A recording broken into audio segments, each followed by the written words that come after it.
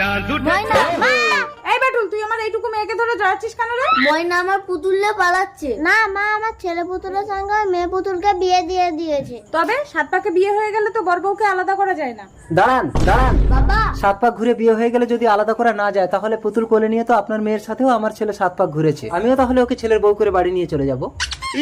ওর পুতুল দিয়ে দে ময়না। না ও তো বিয়ে দিয়ে দিয়েছে। তুই একটা ছেলে পুতুলগুলো সকলে মেয়ে পুতুলগুলো কি বিয়ে করে নিয়ে নিবি? আমার ছেলে পুতুল একটা ছাড়া 10টা বিয়ে দেব। তোর কি রে? বলছি ভিখারির পুতুল দিয়ে দে। বড়াই বউকে আলাদা করতে নেই মা। একটা কথা বলবি? এই ভিখারির ঘরে রাজকুমারীকে বিয়ে দেবে না বাটুল? 20 বছর পর। ময়না ময়না ময়না ময়না, কে? আমি তোমার স্বামী। আমি আবার কবে বিয়ে করলাম? মনে আছে ময়না, ছোটবেলায় পুতুল খেলার ছলে আমি তোমাকে বিয়ে করেছিলাম? বাটুল, ঘরে চলো ময়না। দাঁড়াও দাঁড়াও দাঁড়াও। ভিখারি, তোর সাহস তো কম না, তুই আমার বাড়িতে এসে আমার মেয়ের হাত ধরে টানিস? ময়না আমার বিবাহিত স্ত্রী। এই চুপ কর, তোরা কিছু মালকড়ি পাওয়ার জন্য এই কায়দাগুলো করিস।